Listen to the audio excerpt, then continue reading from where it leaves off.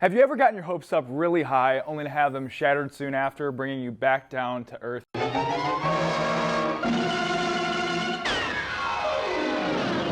Thanks for joining me today. My name is David, and I know a lot about having my hopes crushed. See, there's something you need to know about me. I gotta be honest, I'm kind of embarrassed about it, but I'm gonna take a chance today and share it with you. But please don't judge me for it. Here we go. From the top. Hi, my name's David, and I am a fan of the Detroit Lions. Yes, that's right. I'm a diehard, lifelong fan of the NFL's most pathetic team. Again, please don't judge me. Growing up a Lions fan meant I learned early on what it's like to have your hopes crushed. At the beginning of every football season, I always had such high expectations and would say phrases like, "This is our year," and I'd make bold predictions about the Lions winning the Super Bowl. And every year, without fail, the team would completely disappoint me. One year, when I was only 8 years old, they even managed to lose every game they played. Talk about crushing my hopes and falling short of my expectations. Over time, as I've become an older and wiser Lions fan, I have lowered my expectations for them little by little each year to the point where now I'm starting to become a cynical fan. I went from saying, "This is our year," to maybe next year, to now I just hope they win one Super Bowl before I die. Years of disappointment have led me to lower my expectations. Now, maybe you've never had this happen with your favorite team, but I'll bet you do know what it's like to have your hopes crushed and to have people, places, jobs, and events not live up to your expectations. When this happens repeatedly in our lives, we can begin to become cynical and to lower our expectations for life overall. One time of year which is always full of expectations is Christmas. We have expectations about where we'll go, who we'll see, what we'll eat, and what will be under that Christmas tree. Even if we typically have low expectations for the rest of life throughout the year, at Christmas time, it's hard to not have high expectations as we await the big day with Buddy the Elf-like anticipation. Why are you smiling like that? I just like to smile. Smiling's my favorite. Make work your favorite. That's your favorite, okay? Okay. Work is your new favorite. Fine. It's time for the announcement. Okay. Okay, people, tomorrow morning, 10 a.m., Santa's coming to town. Santa! Oh my God! Santa here? I know him. What are your expectations for Christmas? If you're anything like me, your expectations for this Christmas are probably higher than your expectations for life the rest of the year. Maybe for you, your family hasn't gone 5 minutes without arguing in the last 10 years, but at this Christmas, you imagine sitting around the Christmas tree, listening to Christmas music, drinking hot chocolate, maybe even mom and dad have some eggnog, and there's smiles all around. Or maybe any other time of the year, you are totally fine being single and you have low expectations for getting a date. But at Christmas, you daydream about your crush. They show up at your doorstep on Christmas Eve with a present so perfect you couldn't have asked for anything better. And all of a sudden, mistletoe falls from the ceiling and you have a magical first Christmas kiss. Something about Christmas makes us dream big, raise our expectations, and imagine having the best Christmas ever. But our expectations are hardly ever met at Christmas, are they? Something's bound to disappoint us, and because we expect so much, the disappointment hurts all the more. Which is why many people try to keep their expectations low in all areas of life, including Christmas. Lowering expectations can seem like a good way to limit disappointment. Think about it. If you think your team is going to lose the game and then they lose, it's easier to take the loss than if you were convinced they were going to win.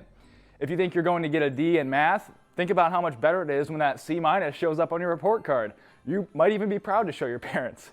If you think about vacation time with your family and think that it's going to be full of frustration and fighting 100% of the time, and that all you'll be doing is wishing you were with your friends back home, but then it turns out there's only fighting and frustration 30% of the time, man, you're pleasantly surprised at how enjoyable the time with your family turned out to be. So what are the areas of life that you've lowered your expectations of? Is it your family, your friends, your dating life, your GPA, your job, or your future? Whether or not you've lowered your expectations in those areas of life, there's one thing I bet we've all lowered our expectations about at one point or another, and that is God. When it comes to God and our faith, we often keep our expectations low. We might pray, but rarely do we think that God will do exactly what we were asking for.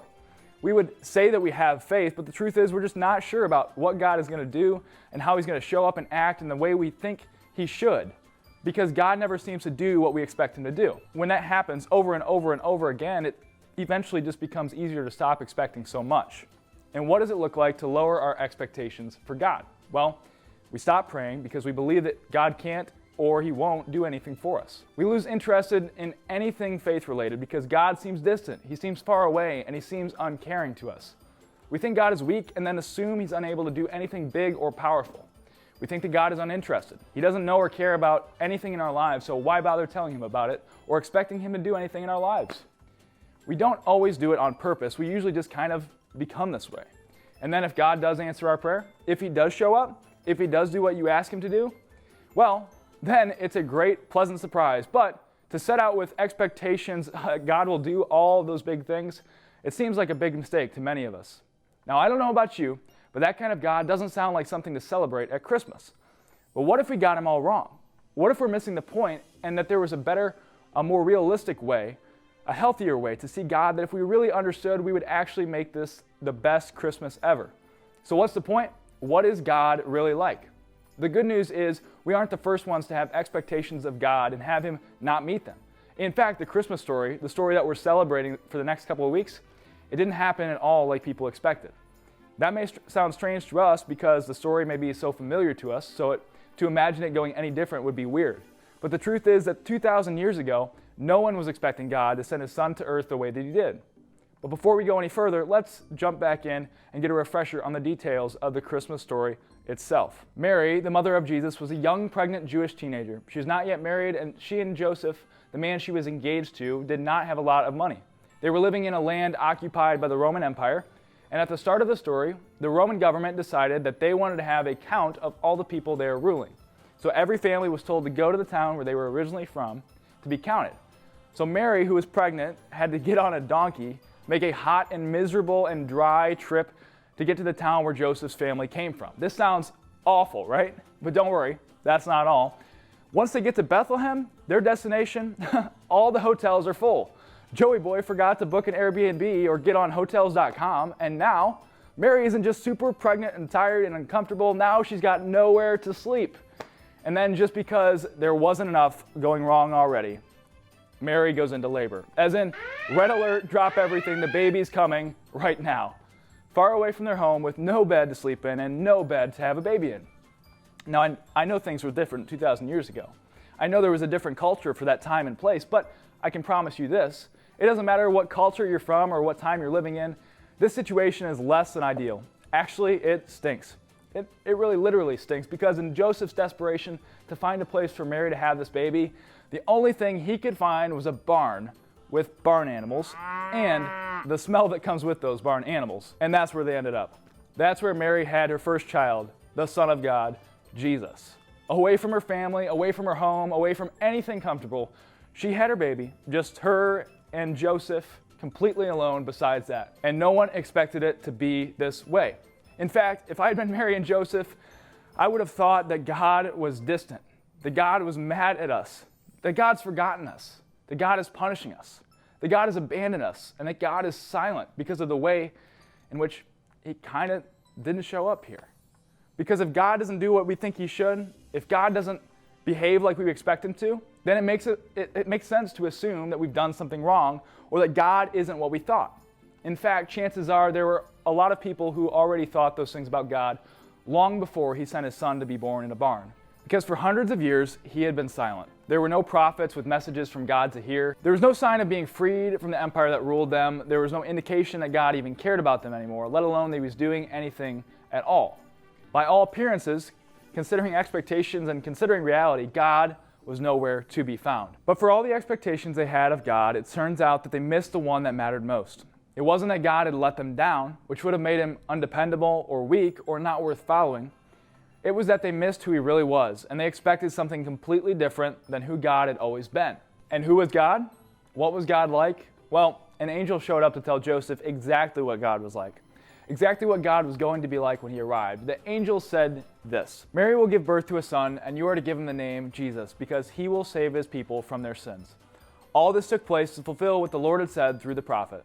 The virgin will conceive and give birth to a son, and they will call him Emmanuel, which means God with us. Matthew 1:21-23.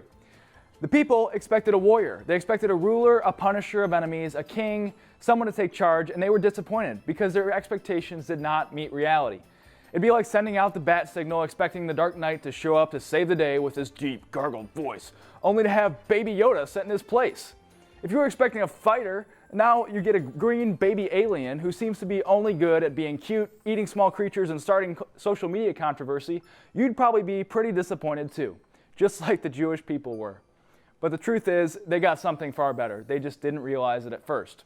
They got a God who was with them, not in a palace, but in a barn, meaning he wasn't an out-of-reach ruler. He was an accessible and reachable God.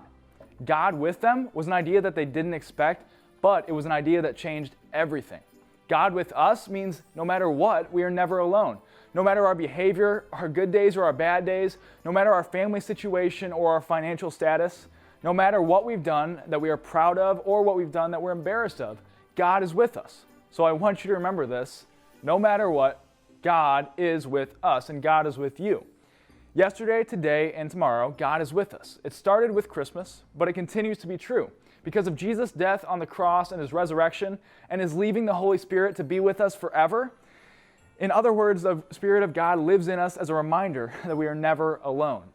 When you think of God with us, it changes everything. No matter your reality, God is with you. When your family doesn't live up to your expectations, God is with you.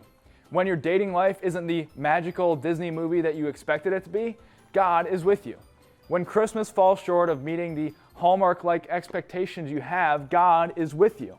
And when the world around you is nothing like you expected, God is with you. In other words, you are not in this alone, and you're not left to figure out life and scary stuff and annoying stuff and the stuff you worry about all alone, because you have God with you. You also have a small group of people with you, a group of people who are going through this life with you and will remind you that God is with you. So talk to your small group today about what it means to you to know that God is with you. Try to find ways to remind each other throughout the week that you're not alone and that God is with you. Here's the thing, when you know God is with you and you know He's promised to never leave, it's far more difficult to be disappointed in God, because that is a promise He will never break. Christmas is the best time to take a second look at the way we see God, ourselves, and the people around us, and to let Jesus shine a light on an amazing promise. And that promise is that the God of the universe came down to earth to show you that He loves you, to show you that He cares about you, and to show you that He's with you. Hey students, it's Casey. Thanks so much for watching. Remember, click right here to subscribe to stay up to date on all things happening, students. And remember, you matter to God and you matter to us.